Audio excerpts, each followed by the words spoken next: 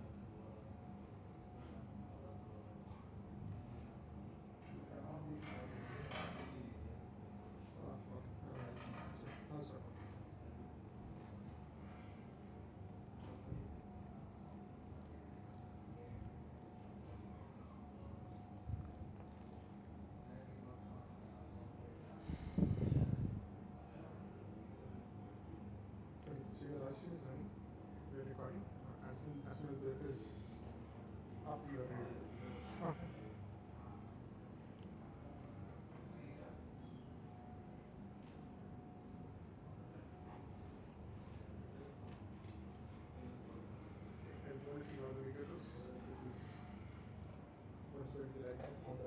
Okay, nice.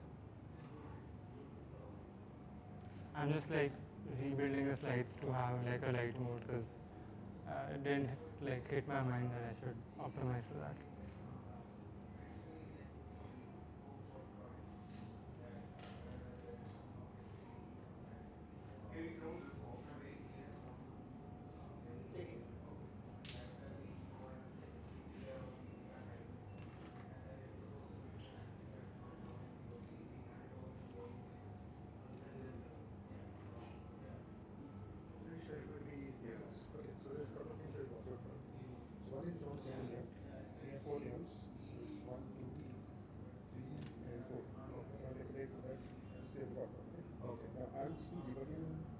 issues coming from cable problems. Okay.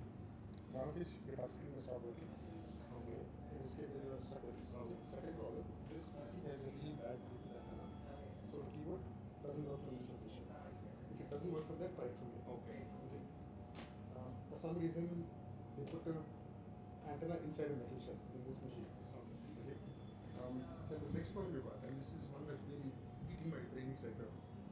This mixer tends to have a software crash once in a while. Okay. Okay. It will continue working. This will stop showing you any data. Okay. When that happens, pull out this black cable at the back. Okay. Okay. The data cable. Okay. Unplug, plug it back in. Okay. In about a couple of seconds, it'll come back. Okay.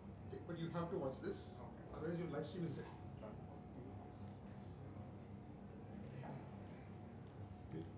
We have a spare microphone here. Okay. Which you only need if that one's battery runs out, but it should not. It will last for several hours. Okay. You're already live right now. Okay. So there's nothing else to do except if the local is ready, then you can start. Okay. Cool. So one other thing that may happen once in a while, the balanced debugging USB interface is saying, if your slides stop following and camera stops following, all you do is select this thing, deactivate, activate it again. Okay. Okay, that will reset the USB device. Thank you. And if the following, again goes off track, go to this other app, and you can use 2 fingers to scroll. You have to turn off tracking. Use. See, this is why we need.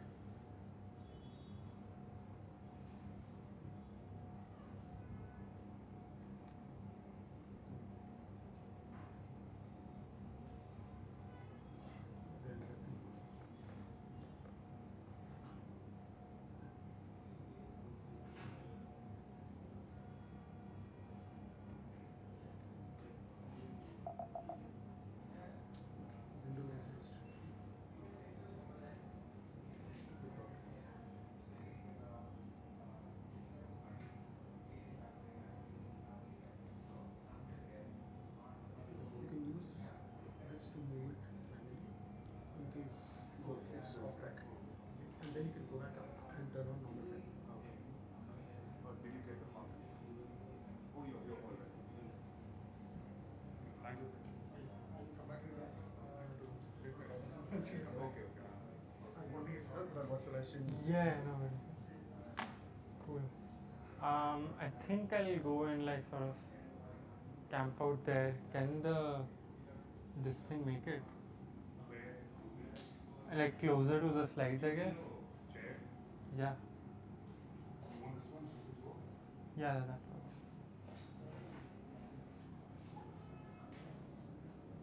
Yeah, sure. I'll make this work.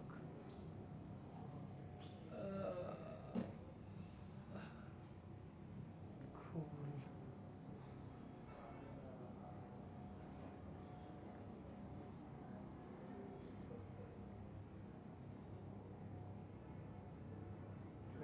Okay, yeah, sure.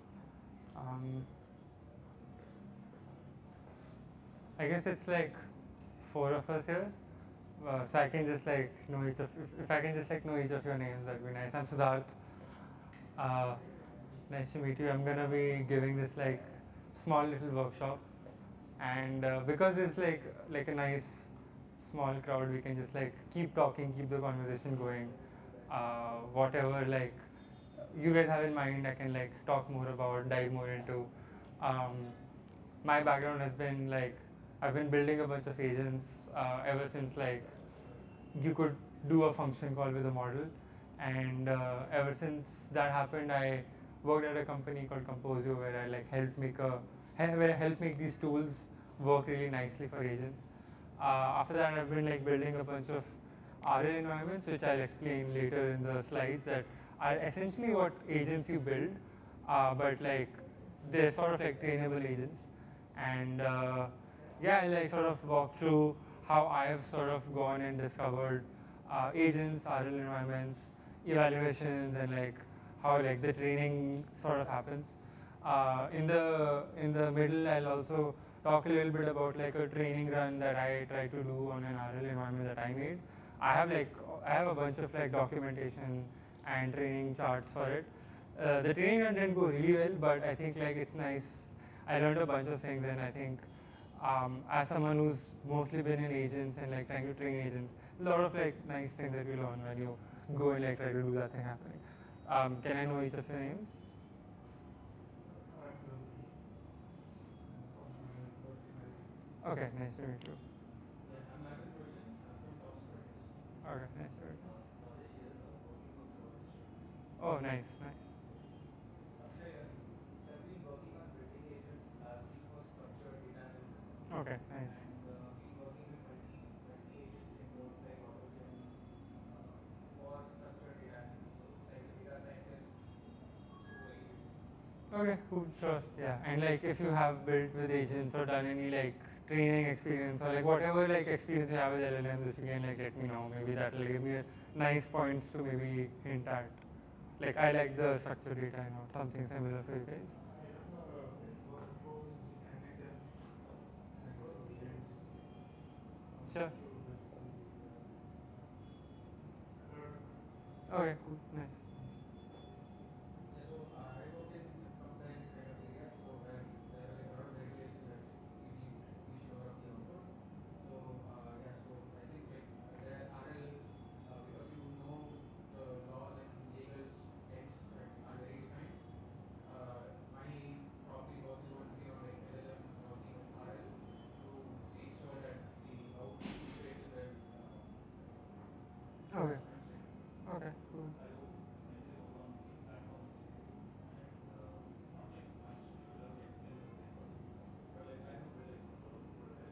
Okay. Okay, cool, nice, nice. Cool. So I'm gonna be placed around here so that I can like move in between. I'm just gonna sit because like it's a, I don't need to, like I'll just stand and like walk through the things that I need to. But cool. Yeah. So I wanna give a couple of demos first. First is for like a live agent that I made, which can sort of go in and control an Android device, click on it, do tasks on it, and I have a bunch of tasks for it as well. I'm gonna run through one of them, and hopefully that runs right now and like it doesn't like explode in my face. How do I?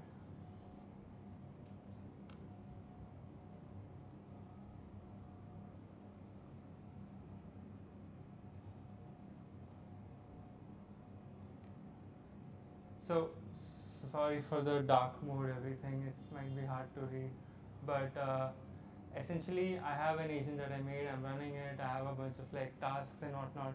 This task is, hey, just turn the Wi-Fi on, and so the agent gets a random Android system. The model is GPT 5.2. It's in debug mode so that we can like go and look at nice things. I'm gonna use this tool called SCRCPY, and what that does is it lets me view what the Android system is and what's happening on it currently, right? And I think the state has initialized and inference and rollout has started. I'll dive into like what all these terms are, but you can see like the agent has gone like So you can switch off these lights pretty much here. I don't know if I You can allow control something like this. these lights. For this light, Yeah, yeah, I think yeah, that's a good idea. Yeah, so like it is currently like sort of on the settings page, taking a look at the Wi-Fi. It has a bunch of tools. It has like whenever you make an agent, you give it a bunch of tools which is hey, read file, write file, um, message this, do that. And right now here it has tools which is swipe, tap on whichever coordinates. The context it gets is the screen as well as like the annotated clickable elements from the accessibility tree of the Android device. So you can see like I don't know if it is very visible, but there's a line here. So it has access to all of this and it knows the x and y coordinates. So if when I do a click, the x and y coordinates are like what the agent uses to click at a particular place, right? And here, if you see, it says it's evaluating the task. Turn Wi-Fi on. Task evaluation complete. Score is 1, right? So anyone who's sort of built agents will know that you want to test them out a bunch, you want to evaluate them and see how they run, right? Doesn't make sense to just like make an agent which has a bunch of tools in a loop and can do whatever and whenever, and just give it to your users and deploy it to production. You probably want to evaluate it quite heavily. So when you evaluate it, you create a bunch of rubrics, which is, hey, how does it work on test data 1, test data 2, test data 3. So this is one test data where it's like, hey, just turn the Wi-Fi on. It's a very simple one. I didn't want to overcomplicate things, and like I got a score which is score of 1, right? Which is cool. My agent runs, and I think you could also maybe see, yeah, that the Wi-Fi is on here, right? So cool. Yeah, this works, right? Just a couple of questions. Yeah. This is does image processing is it's a vision model, right? Yeah, it's a GPT 5.2. You can give it like an image, and it'll know what to do with it. So yeah, it does get. It sees the screen. Yes, it sees the screen. Yes. Along with that, it has like the metadata access to the accessibility things and the Yes. So there is a bunch of pre-processing, and again, like with agents, like right, the better tools you make for the agent, the better the agent usually runs, right? So here the information it gets, and again, this is an agent in like, if you've read about RL terms, this is the agent purely in terms of like the RL state, which is, it is an agent which has access to an environment. Now, the better it can interact with the environment, the better it can change the state of the environment and then do its actions, right? So here the tools it has is like the tools and the environment state that it gets the image as well as the clickable elements from the accessibility tree, and all of these are like it doesn't get directly the image you see here. It will get this along with like a text annotation over here saying that this is clickable, or a text annotation over here saying this is swipeable, right? So as because it gets this data, it knows what to do with it, and like it can start doing some tasks. So I have a rubric, right, and because I have access to the device state in this case, or if you look at it generally, I have access to the environment state. So I can look at the environment and say, was this change in the environment made? So I can actually look using ADB in this particular case and see, was the Wi-Fi turned on after the rollout was done. After the agent said, I think at some point it would probably have made a tool call saying that status done, right? And once it does that, yeah, see, status completed. So once the agent said completed, because I have access to the state in code, I can just say, hey, was the necessary change in state made? And if it was made, I can give it a score of like, okay, 1, right? And similarly, I can give it like per step rewards, which I'll like talk a little bit later. The other, again, don't worry about the. what is the need for RL here? Like, why can't just an agent do this? And like, I'll progressively disclose this. I just want to say that, hey, if you built agents, this is one agent that you must have thought about. You have browser use, you have computer use. There's another agent that I've built here.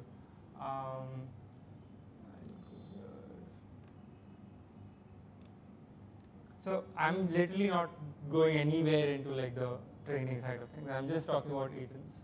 I'm just trying to hit and cover and like bring into idea the primitives of agents that we all have like played with, and then I make the comparisons, right? So here I have this like, it's like really horrible. Let's see if I can like make it better. Give me a second. I don't think I can convert this into light mode, so I'm sorry, but I'll zoom in.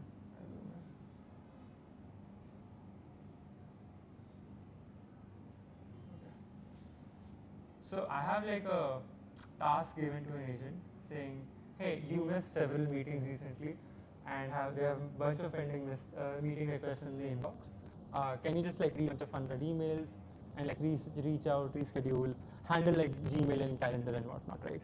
And what it has access to is actually just a simple browser, and this browser has like Gmail and Google Calendar. Now this is not like exactly the Gmail Google Calendar app. This is like a primitive, very certain app so that I can like give the agent and have it with it. But instead, it has this primitive Gmail and primitive Google inbox. So as you can see, like all things that it has a bunch of like randomly generated information that I've just given it. We don't talk about like how I generated, but like say it's the task that I want to evaluate, which is how does this agent run using browser and like how to manage Google Calendar and my emails. So again, an agent that you all probably have thought about building. Now what I've done is that I've sort of made a directed acyclic graph, which is after each step I can control what happens where, and hence I can sort of like add an email to the state and like add in an email to the state and give it notification, because I'm just get out a real email inbox. So after like 5 minutes of the agent, it'll get another email which has some information which I would want to process and work. So it's a little bit complicated, but the main task is, hey, just handle my email and handle my data. Right? So if I run this, cool. I said, hey, let's make this for me. You have access to my Google and Gmail Calendar. If you look at each action, it has a bunch of tools. It has access to like the entire browser. It'll look at the index or like it'll look at the browser and make and interact with this environment. Again, browser is the environment here. Agent is like the primitive agent, and it is making strict changes to your environment, right? And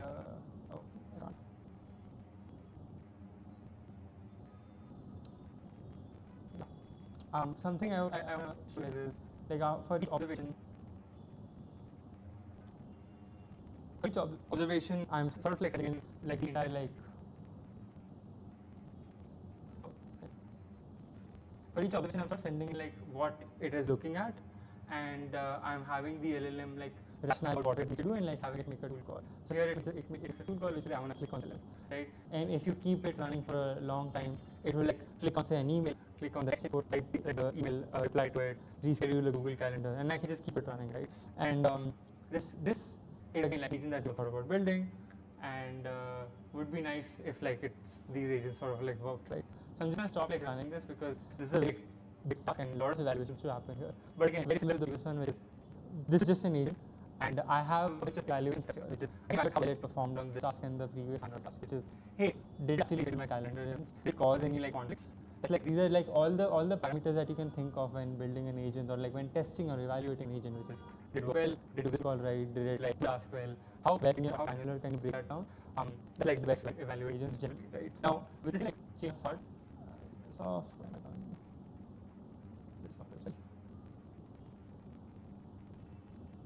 So with the same state of mind, which like, hey, again, the second time, which is manage Google Gmail through a browser interface. What the point I want to drive home is that if you build an agent, you build if you build big enough and a big agent, you have enough for what you probably want an RL environment for. And like actually, what these two things that I just built were actually trainable RL environments.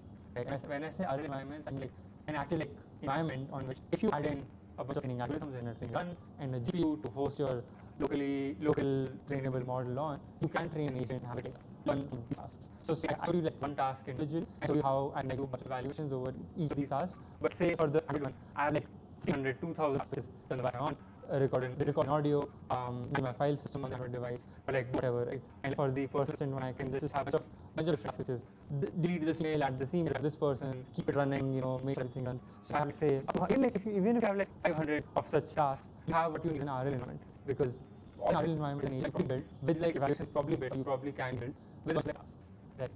So application like your evaluation rubric is what an argument is, right? So both of these that are built actually go in like making agent for the fun of it. I want to train models on it.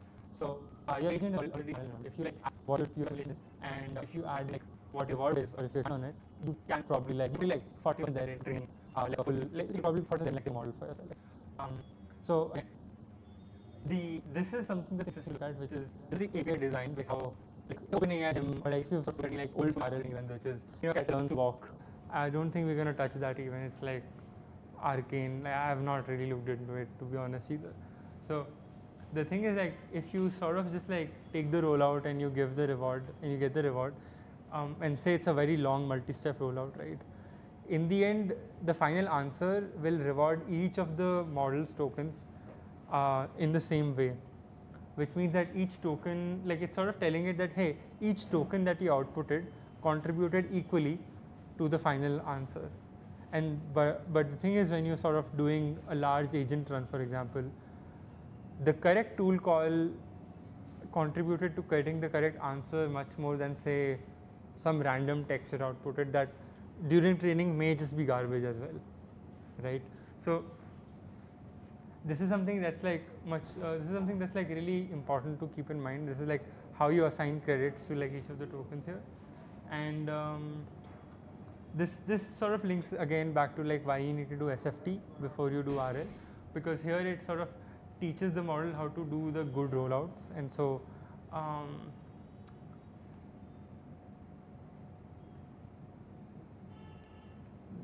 okay, cool, yeah. So I think here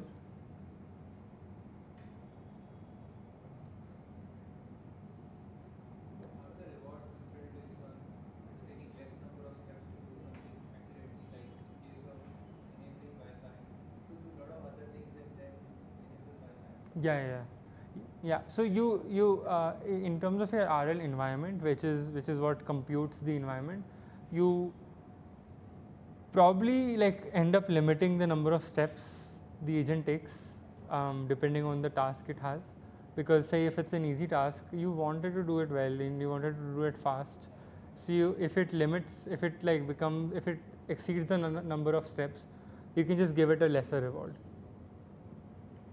right? So it's all about how you score the agent in the end. And so this is like where like I've written like the GRPO compute, I've sort of like helped write the GRPO algorithm here, and I'm just gonna walk through the cool. So the letter counting environment that I was talking about, right? I'll just like walk through this, like this is a big readme that I ended up writing, but this is what the training run actually ended up looking like. I don't know if you can view. Yeah. So if you can see here, I did a bunch of evals in parallel. I'll start with this first. So I first made the model like count 3 letters in a word. So instead of like say how many R's in a strawberry, I'd be like how many A's, B's, and C's are in say a big random word, right? And then there is like a difficult version of it where I ask it to count 3 instead of 3, 5 letters, and an even more difficult version where I ask it to count 8 letters. And as I'm increasing the number of letters, I'm increasing the number of letters in the word also. And then at some point, I just like randomly generate a string and ask it to count letters, right? And so this is the eval accuracy. And the thing is, it's interesting to see the performance on it. At least I think it's like interesting to see the performance on it as the model learns. In the sense, if say I am training on difficulty medium, does it get better at difficulty hard? You know, and so I was training it on like the 8-letter difficulty, and so as you can see, as it started here, as it became nicer and like as it immediately became like much better at counting like 8 letters in a word, it also became slightly better from like say like 80 to like 83% better at like counting 5 letters in a word. And like these, it's not like the smoothest and like the most correct graph, because again like my training run was just like a mess, but I think it was interesting to see. My training rewards were looking like this. So I had a reward of like, I gave it partial credits for like giving the correct format, and I gave it partial credits, which means partial rewards for each letter it got right. So instead of plain like a binary reward, if it say got 1 out of like 8 letters right, I would give it like, you know, maybe 0.125 as a reward. So aggregate that up, this is like the graph which shows that okay, what was the training reward like average looking like after each 5 steps.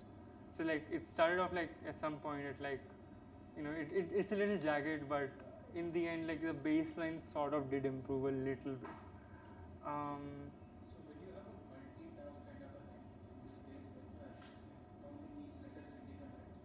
How does the one single number reward the model that okay, you did this letter right and not that one? So how does that happen? I mean, so that's something like that's a really good question. And so it's like, how do you even give the rewards, and how do you give like credits, or like how do you give the scores to the rewards? The reward sort of represented how many letters it got right, and again, the thing that wasn't done here was I didn't really like focus too much on the chain of thought and the reasoning part of it. but had that happened, maybe it would have like changed how it was reasoning about like doing the counting. But it wasn't like the reward didn't really signify or represent which letter it got right, but more how many letters it got right. And so the goal sort of became, I need to get the maximum number of correct letters here. Right.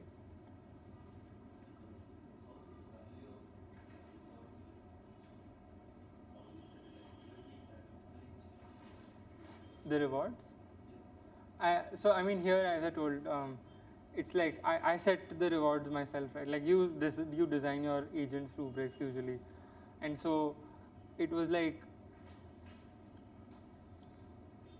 for let's say like a 5 left in a 8-letter counting environment. For every letter it got right, I gave it like a partial score.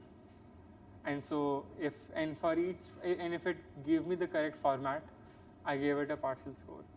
And then like if it's getting more letters correct along with the correct format, it's getting more and more higher and higher score because it's getting aggregated. Yeah, I hope that explains. Okay, cool.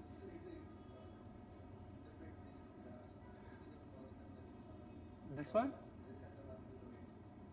This one? Yeah, it's there's no interpretation except the training run was just like random. Like it was not a good training run. Like honestly, there's no other interpretation. It.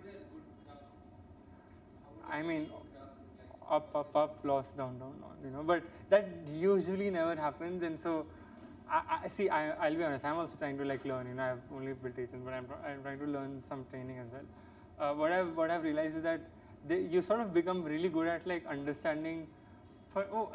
This happened at this step. Let me just check what might have gone wrong, and then you build an intuition where like by looking at a graph you can understand where the problems in the training run was, and so it's just a lot of that. So whatever is can you stop the run at let's say at 40 and then use that as a snapshot? And use the model as a snapshot.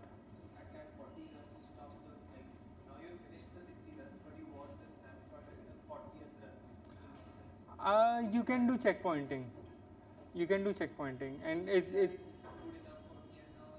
yeah. So I mean, checkpointing is usually done when you do training, where it's like, after every like epoch or after every step or two, you want to just like ensure that you're saving the weights after that step, because you might want to revert back to that step, and then you might want to restart the training from that step. And this is especially true for larger and larger training runs, because things just break. At least from what I've like started to see, like things just like break as you like scale up the training run. So yeah. So this is this. So my first thing was that my GPU just like would run out of memory, which is like obviously very obvious. So there is a function called wake up, and what this means is that whenever like during training, right, you need to also like run inference on the model, and there's different ways to do it. There's ways where you like have the model sharded over 2 GPUs, and so you update the gradients on one, it gets replicated on the other, and then you do inference on the other. But I'm doing everything in one GPU, so then let's say a step happens, the weights get updated. Now the VLLM server, which is the inference server, needs to restart and like work on the newer weights, and so there is like a wake up function that happens. But then what happened was that like I didn't really like have a empty cache that I guess you need to have like during that you need to have like during your training run after each sort of like step completes, because and it keeps building up the cache. So what happened was that like after each step the KV cache that like was stored in the GPU memory kept building up, and then it just ran out of memory. The other thing was this is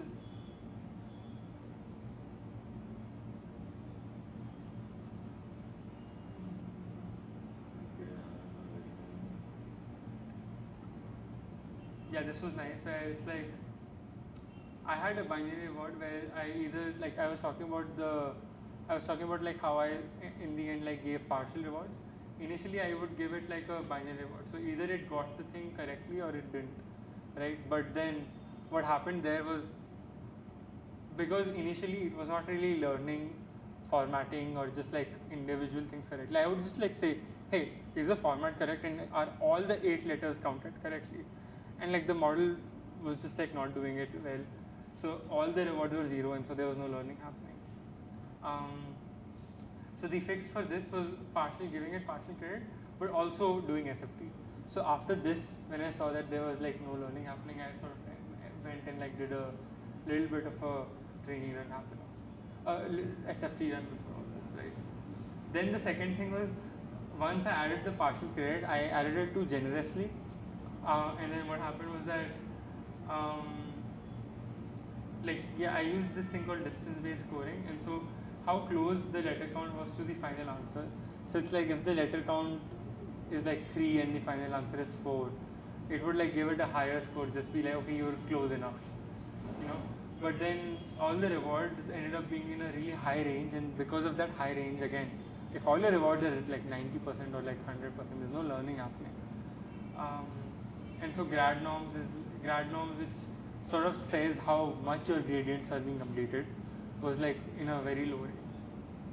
And my eval accuracy was also broken at some point, because I had this thing where it's like sum 1 for r in reward if r is greater than 0. And what this means is that like a wrong answer had a correct format of like 0.1, and every formatted response would like mean it is a correct response and it would have like true, and so it would like the entire eval accuracy was like 95%. Meaning what I ended up doing was that if the format is correct, I'm just giving a high like. More related to the design of the reward system. Yeah. Which is actually pretty like important, and like in like most, like this is a really simple environment, right?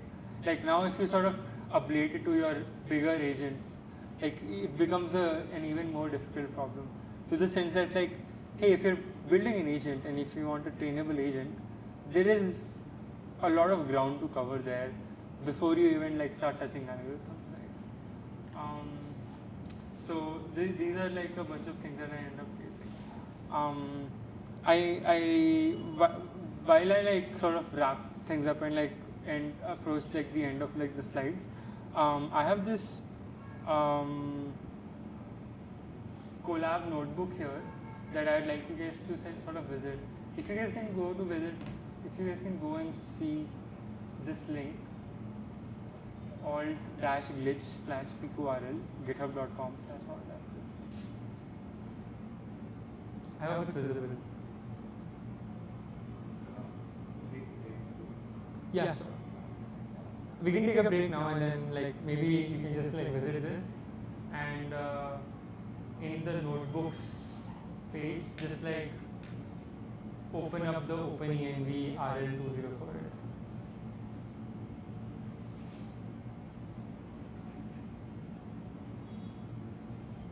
This is the. Do you guys find it? Okay, cool. We can take a break.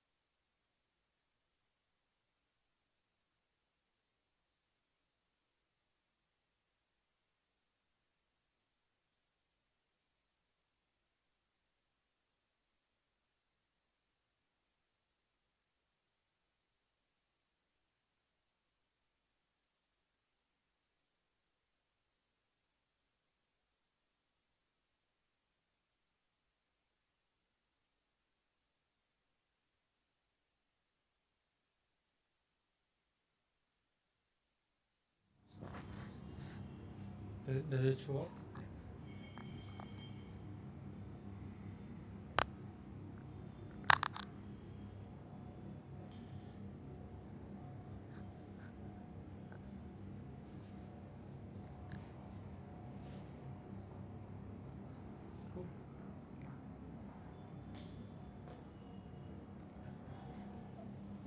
Cool. We can start whenever you guys are ready.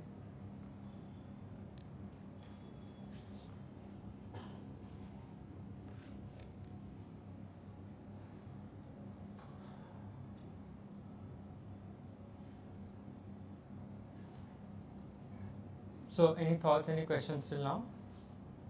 So, what's basically left is I'm gonna sort of step through and walk through like this RL training run using like a library called Unsloth and using an environment library called OpenENV.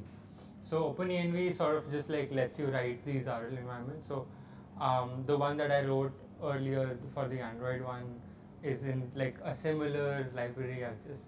Essentially, it's just nicer because it lets you get the trace of the agent and like pass it to the trainer. You can sort of use any agent library that you use, AutoGen or like whatever you guys are using. But it's just nicer if you like write it in like a specific format because ENV APIs look nicer and are nicer for training in specific ways. So I think I'll just do this.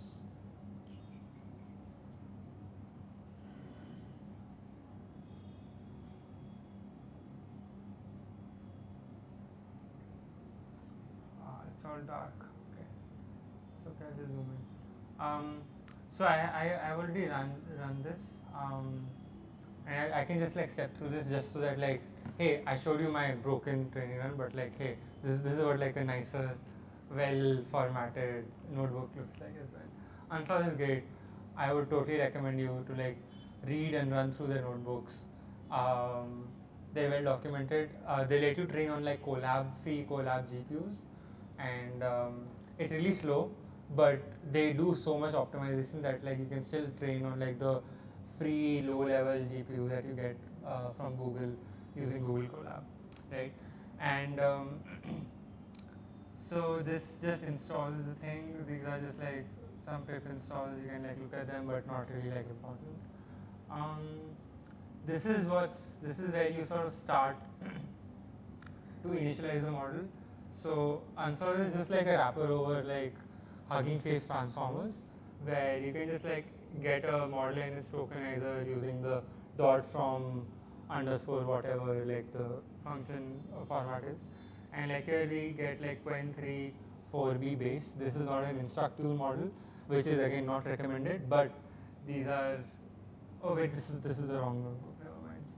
Wait, let me just fix that.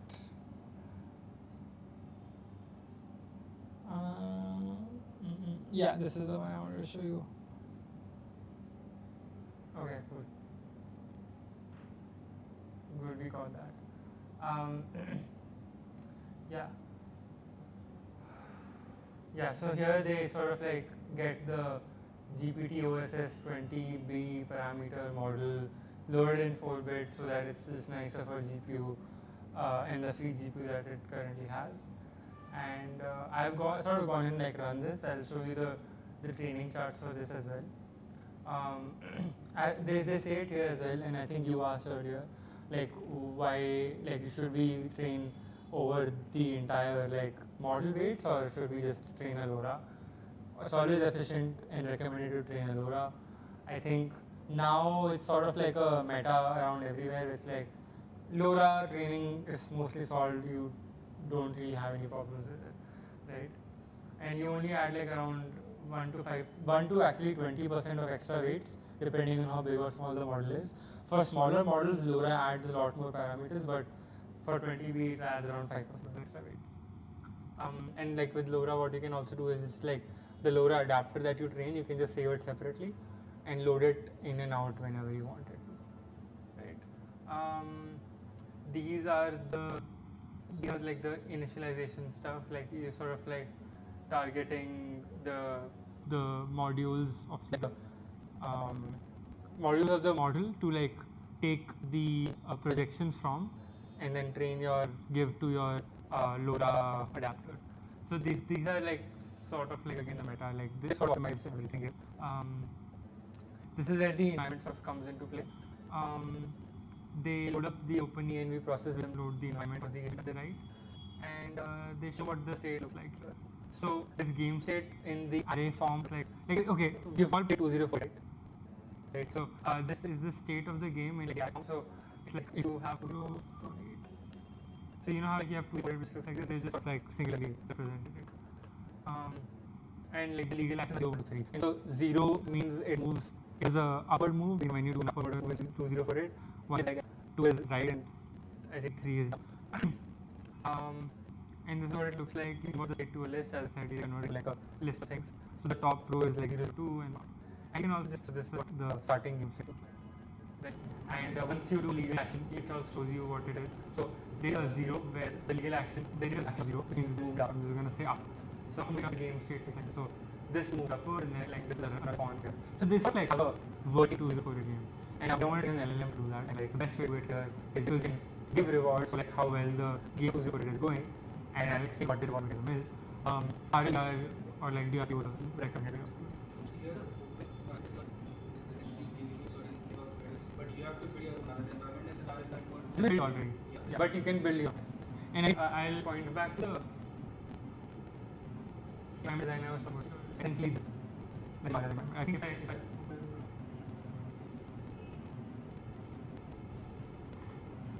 yeah, it's a torch interface. I think if you go here, you sort of see reset, which you want. You'll see set, which is this, and then you'll probably see like code happening somewhere. Excuse me. Yeah, so it is giving you those primitives that environment you get. This is just taking your primitives, but you build your own. So consider 204 to some environment for evaluation. Yeah, someone has built it for Wordle as well. And obviously like, you can check out what these existing environments are and even like later, but you can just like build your own. So this is the Wordle one. Give a message, I think like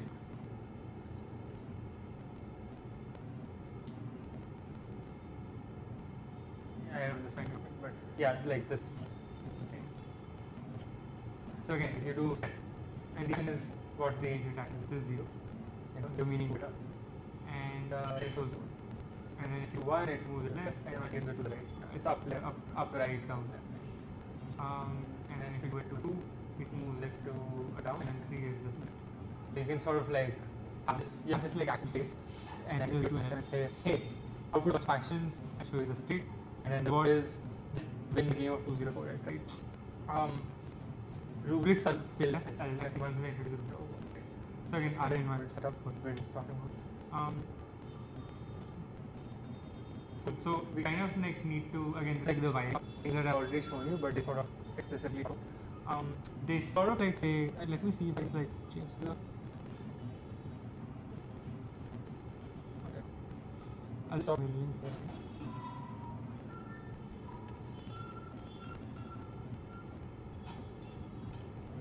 Yeah, cool. Yeah, so what they do over here is that so their general strategy is they want to let the agent like bunch of actions to take, and they just have a limit where hey, just to ensure the agent doesn't write like a lot of actions, it doesn't like sort of kill the process or like just doesn't do anything that's too out of bound. It like terminate the action for 2 seconds, right? So they add a timer for 2 seconds, and all this does is it takes the action and executes it in the action ID, and then gets the current state and executes this. This execute strategy that they have over here is essentially like while the state is like not completed, execute actions and so if I set that to allow longer study school.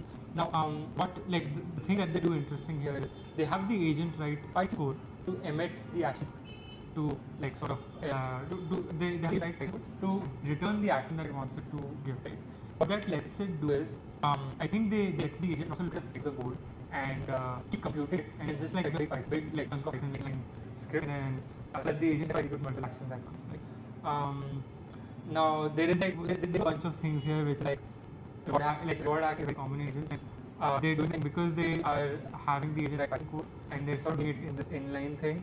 They don't want the agent to look at the global module, maybe look at the dot underscore global, check the reward function, and then maybe the agent can just go and tinker there, change the inbuilt Python functions there, just so that it gets a high reward and it passes. Rewarding is pretty common.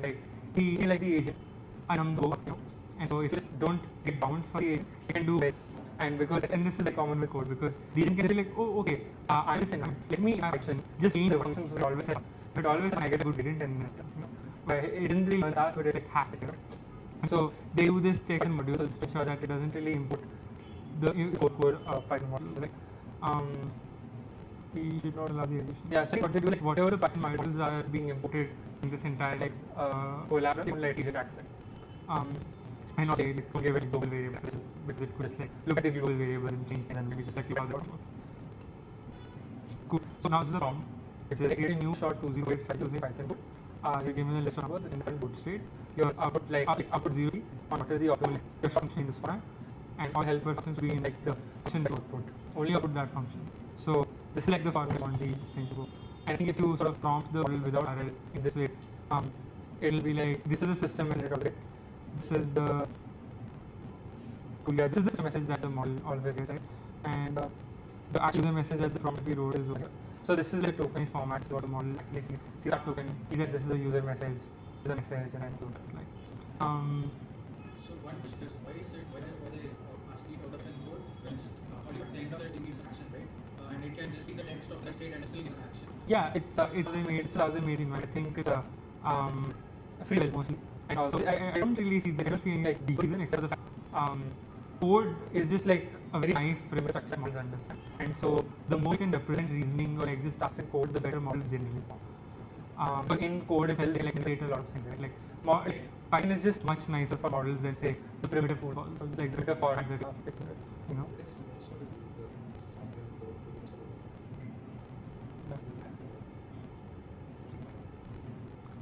So there is a function essentially parsing the part of the assistant prompt, which is what the one side, and then it's which is did output of a Python function, did it write it reward, penalize it, and then does the strategy work? And strategy give a positive reward. So this thing works, and then I think they do some extra as well. When you say strategy, I think you mentioned limiting the number of steps. So I said one strategy. What do you mean by strategy? Here this is just whatever it can be Python code outputting, it can just be 0, 1, 2, 3, 4, 0, 1, 2, 3, 4, just that's the strategy. But smart strategy will be where 8 is, and 8 and 8 are next to each other, 10 to merge them into 16. So just trying to teach it how to think about it essentially. I think over here is where they so here write a reward function. This is one function, which is does the function work, a valid function. And if it is, then they get a 1, if not, then they get a score -0.5. Right? This is a meeting where it checks if model is sort of importing NumPy, or it's importing some other model that they don't want to use. But it's just use NumPy code to hack the other things. So then they analyze it heavily, which is -20, which is a penalization. Right? Then they go if meaning if the strategy allows the game to terminate, and essentially it's seeing that if it runs strategy under 5 cents, and if it's a higher number than say 2, 4, 8, 6, 5, 2, right? So then they get a huge direct to say I think they're around 600 because it's essentially the same problem. We were going to write most of things. Yeah, so that's what it is. And this is a code. These are all the hyperparameters for GRPO. I think documentation does a good job. Unsort here has Unsort has a very nice documentation on what the equal parameters does. So referring to products to as per your speed, memory requirement, and requires. Right. And then you sort of run this thing I actually did.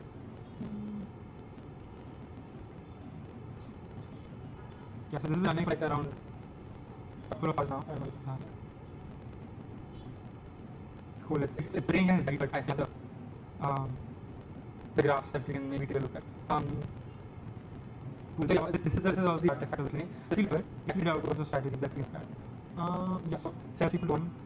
Evaluate the 4 moves. So it's gonna move left of B, and then this is like it took an inline function, right, like the right function or strategy. Just so the board that it gets here is weight. It can like sort of get a state where all the elements are. Here it's just like doing some accurate to see that okay, should I move left? Should I move right? Should I move up? Should I move down? Right? And so if here it's like okay, best equal to not be fine for A and this. So do a bunch of strategies. After 20 steps, you just have to do the strategy thing. And so simply restrict many of the possible and move down.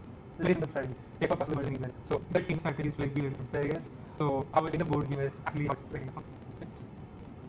I think here it's doing like more complex code to like check if it moves to select where to move. So as it goes, it like thought it will be better like writing deeper Python code to take like 204. Here it's export move. So what it will do is the internal scope for each direction. It's like count okay how many merges happen in X or Y direction, right? And if say what is that would say right merge and half merge, it will do that.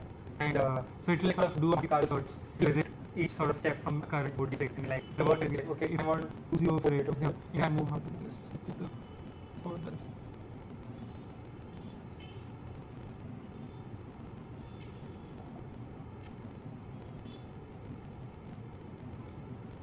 Yeah, I think this is how the game should go. Yeah, so like it sort of like works with hey, how many merges do I get if I move up? And there's no merge, but if it moves left or right, it's one merge. So then it's probably like wait, the left or right will merge here. Here it's like there's no merge happening here, so I'll do whatever. Here it's like okay, where is the next merge possible? The next possible merge happens only if it moves right and then moves up. So like probably visit and then compute that. So it'll do paper search, depth search, Monte Carlo search. It can do a because in the end, it's like Python code models are trained a lot of Python code. Right? And then you can also like be able to do steps. Right? I think I think what here is being trying to get a single strategy from which is best optimized for engineering. Right? Yeah, exactly that. Yeah, so here it's fully heuristic. This is a different thing than like how it's made. It runs it. Again here once it's saying my model was changed, I think. And yeah, there's a bunch of interesting things which is these are the rewards are good it will start with it's like new, but it usually went down first.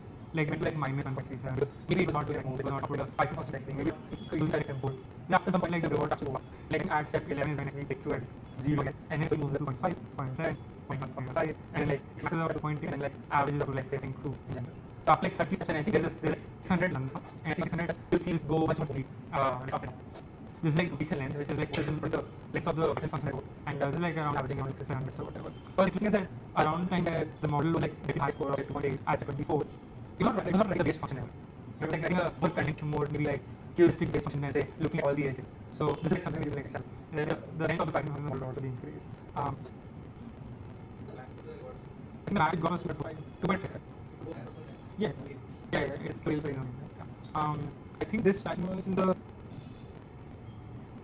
not sure. This is I think the standard deviation of like the zero for each rollout for each batch of rollouts. So it's like the amount of rollouts that got like a zero. It's sort of acts like how many numbers are just like not really outputting good things. So it must be like many sorry like the rollouts and models just like not really like giving the answer is like the learning rate was I think the learning rate is like how fast you want to learn. I think so the linear learning. So you set up a learning rate that probably want to make sure your learning rate slowly decrease as model things. You don't big gradient rates. And the number of tokens I think totally out. This is the world standard deviation I think. So I think you can also like have a you just go here and if you go here and click down, you can also just like actually after then after like 5 minutes you guys can also see your charts show. So this is next thing to have like after a couple of hours after 2 hours, see how the training is happening. Then they also have like this next of see you like difference from your model and see how it works. And so that's just like one sort of like environment where these guys designed up like a root environment and then like did a full like R training. So just need to like view. Yeah, so I'll just go here and connect to T4 time. So I have used up my example, but like click here and then you get option for like C2 or G2 or whatever, and then just make sure you select T4. I don't want to go and explore the book. This is where the models learn, when models talk how to use it. I have to use it like any reason format. And like how we can sort of this does some timing which is like fine tuning as well creating custom method like how you want the indexes to be and then for indexes and then like do other things. Really yeah. But the thing is like my token and teach the model to use your way of thinking. You can use the model like say thinking not think but maybe scratch back, but thinking Python code. So you can definitely do that. I can't because I'm out of like my student or but I think the interesting thing here is first say let you try on your own thinking just so this these next are solutions will this. I can like scratch back and then click answer. And if you do that also this prompt and the chat rates is like how the responses or the too much order gets changed like and you can like just convert data set into outputs. They do also the thing where they filter 50 samples to the because they want you want to use the model to understand all format. Again formatting you want the model to at least know what to output. So then what you do is you just load it, split it up, give it like like here because the format is we have to prompt, and this is the solution and this is the answer. So then the format and format model is accepted. They do it on 59 rows. So enough for the model. Okay, this is how I should answer to it. And they do something like they negate the fine tuning data like the max sequence length, right? Because like the max sequence is like the maximum output sequence length, and then they don't want the reasoning to be more than half of any time models output. These like probably possible output length, you know. So then they do that. They tokenize it, convert it, and then they some they do the examples. So I said like 22, 70, 80, 200 examples of SLM is like season to time model. This is not moving up. The also goes on a little bit, and one gets to learn how to start at least following the format. Once it does that, you just like clear your this also put it on memory cache. I think over here I did have 6, which is why I was moving. So it's nice to see that what things you like from the first principle, and you like don't really use any frameworks. Like you come to the same place. But yeah, like, they take a big set as in format forms, give it to the format, and you know they format it, and then they do the real function where they calculate the format match correctly, the format match up perfectly, and I think the answer is correct. So let's see about this. Partial credit for partial one. If the answer is correct regardless, they give a bigger score. But again, size. It says about like some spaces are there which means in correct format. So 3, 5, and then it's like after this close we are chosen if it's within some range. But in your number can be at a rate of 5%. They'll give some parts also. Otherwise it is quite heavy given a minus 4 So they don't give, and so they build up this one. And so that's why always like must equal to a classic one. Like from they get on the reward with and they calculate times 1. Yeah, when that happens, they do some different things that they move the really long numbers like catastrophic economic set up the GRPO trainer variables payable to reward functions. You add reward function here, you add your here, you train routine and like this big table and all that. So this is like another notebook. I can just go and like do now here and like see your thing and you can maybe like down it open and do it also. So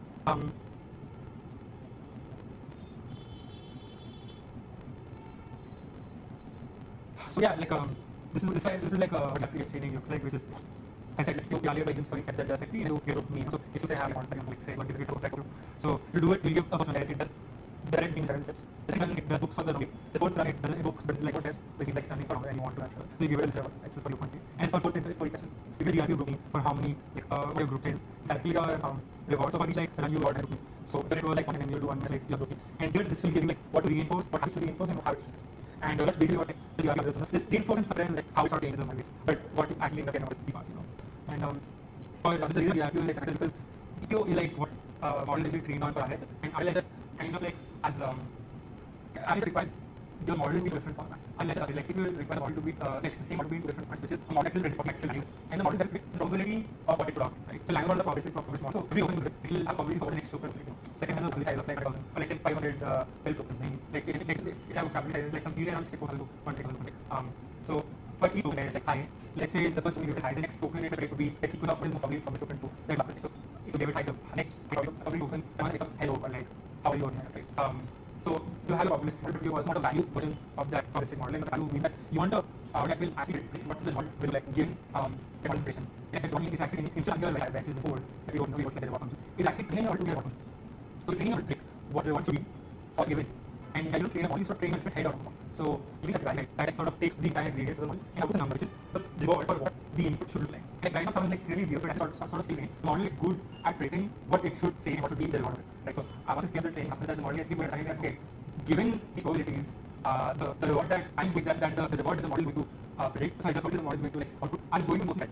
And so that is the result of the and so like the actual model say so say have the probability of say how are you being like how this how like 0.8 and 5 like 0.1 something like that. And the model like predicting like the model like predicting ethics is going to be higher what because the model is. So essentially like you sort of train higher the parameter and through that you get your rewards. And so you don't need to do this, you get a reward through you get a reward from this. That means you have to use the model twice, meaning the GPU memory is used twice as much. You have to do a lot, you have to make sure that like, the reward value the reward model doesn't give very rewards. Because you can like upload your training, you just really have to stabilize. And so you know, this is like sort of what you have to like verify because it's just like that's basically when I'm having like coming to this. And yeah, feel free to check out the code base I sort of clicked on. Just these are my entire training logs as well. These are my things I have like weights and biases things. And I also have like the GPU, PPO and things. It's like very easy commented. So that is just like nice to have. And yeah, I think it also talks about what the man should look like. So this is say the EAD, this is the exception, this is that function. This is my electron bank. So when I read full triggers, this is how I was exactly answered. And so that was me like reset and stuff. So this is like my navigator. So I mean, you can like in a person or whatever, and I play around like.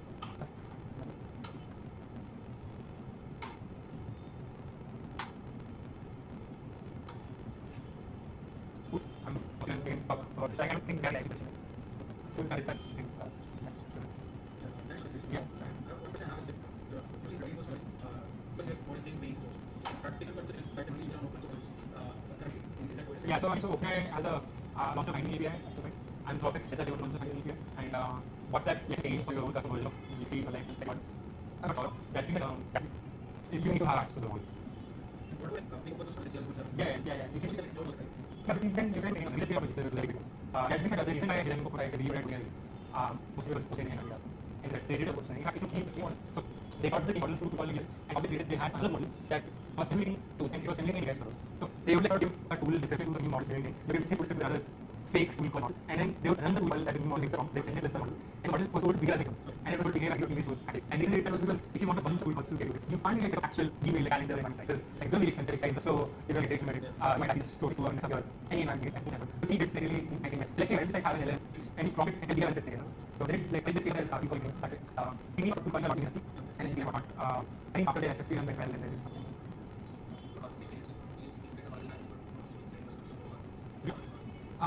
Depends on like what is the like training very financially finding what artificial intelligence has. So it's like how much compute do you have? Does it make sense for you to do it? Doing something to it? Usually no, but it's not requirements and medias. Like I fintech companies are really like really good with like who has access to the code base. So I think they get told to not really like use cursor inside because also they will like extract out the code base to have it say what to do, like have it same time. And that's like not allowed. Like so then it's like hey, there is no internals. DeepSeek, which is like really big, I think training trains of coding agents. Because it just makes sense for them to do it, and also they rank very, but it's like they're good in OCaml, which is like models were never good at time, so like maybe much more good at time.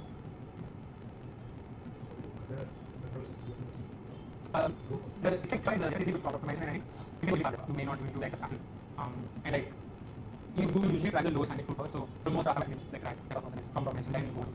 That said, train for utilities. If you want the model to like heavy, or I want this generally, I want the model to generally good at anything, and like I just find efficient in context. So you can really find context, which is what matters. But maybe you don't want to exhaust your context. So then you come from and you want a lot of different like a past that the model is good at. You don't want like deep concept for all those. So maybe you like to argue anything. Yes, and then you're optimizing and generally complicated. Like I like all over the facing towards deployment preparation, then I got like this. But if you start a like okay, I model to be good at capabilities. They don't think model to be as good at tasks. Usually think about higher level capabilities. GRPO would probably be better. GRPO is this thing called I don't know the full form, but it's a way to optimize the prompts and the optimize the prompt system. And it's called reflective prompt revision. So it has a model sort of like look at how it's forming, it's a prompt again from the prompt. And that's what I said. If this give a model previous of how to form these prompts, that's course it will just get better. There are models using that to optimize the prompts. So because you do not need deep training if you can. So practical value add this. So we resources like doing this to better a lot of tasks and it's that level. But other like people are working on some stuff and I think is like for our I think one of the reasons that I think developers are interested in just talking about this. Developers because they love the apps. Once you understand how the model is doing what you and that is a bit more like building environments, but like lab needing interesting environments. And so if you go and say that the model cannot really form this verifiable task. I have made a task which is verifiable, which means schedule. That's like very big advantage in talking like it was a lab you want a lot more as well. And say you're a JP Morgan financial analyst, like the things you use, and it's a verifiable number, but it's also very deep expertise based. Let's say you're a developer who also understands what a financial this looks like. You can take an R environment and like have models evaluated and get trained on those tasks. And that is why there was such a benchmark where somebody somebody a bunch of languages, a year's worth of books, and asked it to work on it and evaluate and like fix it. And it's very interesting, like the models, how the model formed. Like obviously they didn't perform really well, but like why is that? In fact, you can sort of your like developer does such domain expertise and like take a gym and all go with it, get better. What developers working on solutions? They typically use API for some topics. So what do you think is the internet of I don't know phase it's like some state good or some state requirement that's like hey we can only use those models and I can use those. But it's not also, but I guess like it's also know that you probably will spend a lot more money training a model. People think models are very specific. Then you need to like have someone train a model. Then like you give them a data, you need to give them a GPUs, you go like a few years and then it's like unless it makes sense for that particular it doesn't make sense for the long. But in like say for such so because those labs nowadays like have something that may be needed for enterprise use case. So I think that we just have a setup where you that's like if you have use like your Cloud 4 or whatever, these are big models and they're one of the fastest. You can just like let's say some of them have values and because the short thing will happen next day or whatever. You can just like host a model really fast, which is like a big value add.